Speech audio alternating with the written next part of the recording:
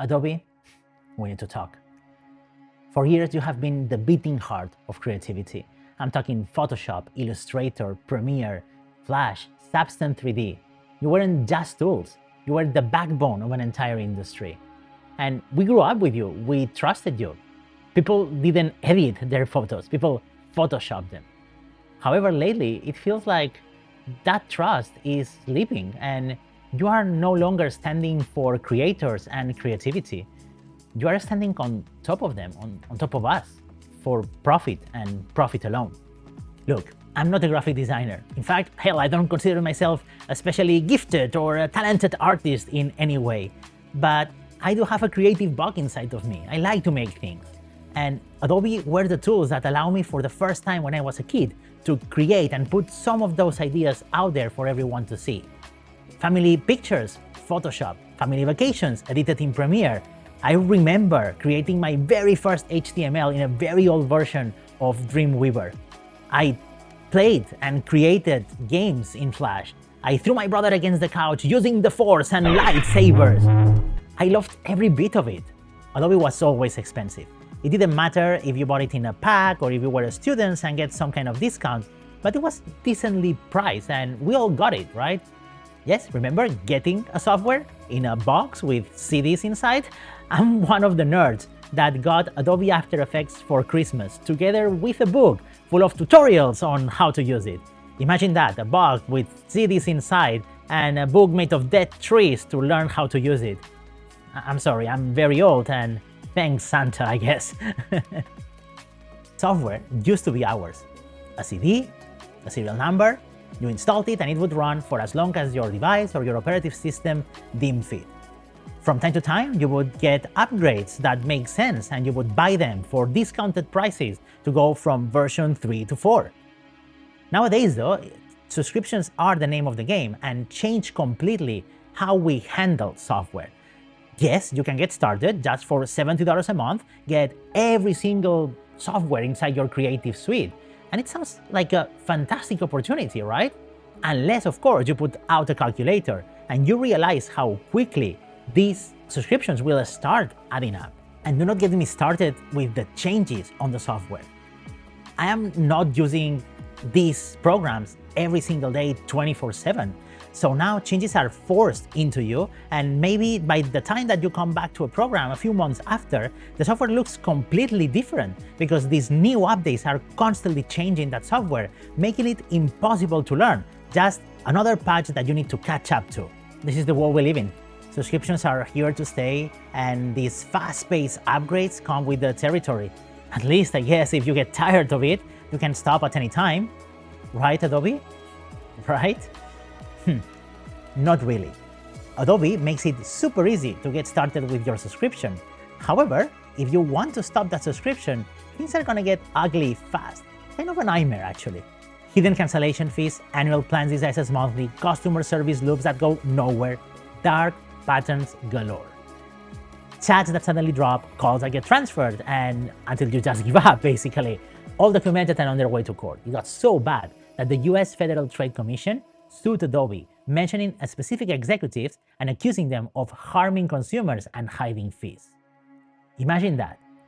The US government suing one of the largest creative companies in the world, not because the software didn't work, but because they were keeping their customer trapped by very, very shady practices. That is not only a bad look, that's predatory. And this was not an accident, this was by design. And by the way, this was not the only surprise. In 2024, Adobe quietly updated their terms of service, adding a line that said, access your content through automated and manual methods, giving Adobe what sounded like permission to essentially use your private files for anything they wanted, from training their own AI models, or even worse, maybe a private employee just going through your files. Of course, in time, Adobe actually explained that no, they were not training their AI with these files unless you submitted it for them, as I would do that. Here's the thing. If thousands of customers go through your terms of service and believe that you are gonna be stealing from them, it doesn't matter how much you want to correct it afterwards. The damage is already done. Trust won't survive bad communication. This wasn't just sloppy, this was dangerous for Adobe. You might be asking yourself what Adobe was doing when all of this was happening. Well, they decided to increase the price from $60 to $70 for the Creative Suite. Now you can pay $840 a year for a bunch of features that you didn't ask for. Photoshop AI Fill, the Premiere AutoCAD features. The reality is that when you are force-feeding features to your users, it doesn't feel like innovation.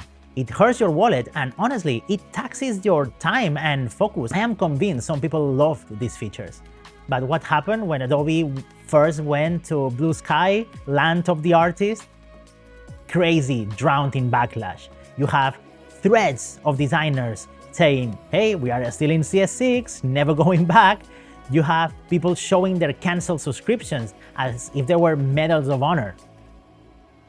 It's really sad, but the brand that once was the trademark of edginess and creativity now has become part of the system. This is not just noise, this is serious. These are customers, were customers, photographers, illustrators, video editors. And they are tired, they are angry, and honestly, we are walking away. But here's what Adobe doesn't want me to tell you. The reality is that if 10 years ago you left Adobe, you had nowhere to go, you got stranded. Today, the list of alternatives has exploded. Affinity Photo, designer and publisher, professional-grade tools, one-time purchase, no subscription. DaVinci Resolve, industry-leading video editor. The free version is insanely powerful, and the studio version is a one-time buy. If you are watching this video, by the way, I managed to edit my first video in DaVinci Resolve. Krita, open-source digital painting, built by artists and for artists, free forever. Blender, once clunky, now is the gold standard for 3D modeling and animation. Studio just won an Oscar with it. Canva and Figma, super lightweight, collaborative tools that have eaten into Adobe's design monopoly. They are selling for billions. Procreate on iPad, a one-time cost app beloved by illustrators worldwide. You have Inkscape, Dragonbones, Sprite. The list goes on and on. The truth is, the creative world doesn't need Adobe anymore, not like it used to. The moat is gone, and every year these solutions get stronger, get better, and they were already created, community-driven. So here is a bigger question. What does Adobe want to be? Is this the company that stands for creativity, or the company that wants to exploit it? Is this the company that wants to be the Swiss Army knife of innovation and tools, or just feature slob that they are forcing into you to try to justify their increasing prices? Because right now, it feels like Adobe's decisions are finally catching up with them. And the reality is that people will only stay as long as they have a reason to. And those reasons are running out fast. Because at the end of the day, Adobe isn't creativity. Adobe is just a set of tools. A set of tools that we used to love. A set of tools that we wanted to use. But a set of tools that can be replaced, especially when trust is broken. Creativity doesn't live in a subscription, doesn't live in a company, doesn't live in software, doesn't live in the fine print of the terms of service. Creativity lives in us. And yes, it sounds cheesy, but Adobe, you can still come back out of this. Just start listening to your community again. Go back to true innovation. Because in the meantime, if you don't, we're gonna keep creating with, or sadly, like I did today, without you. Only story is left to be heard is yours. How about you?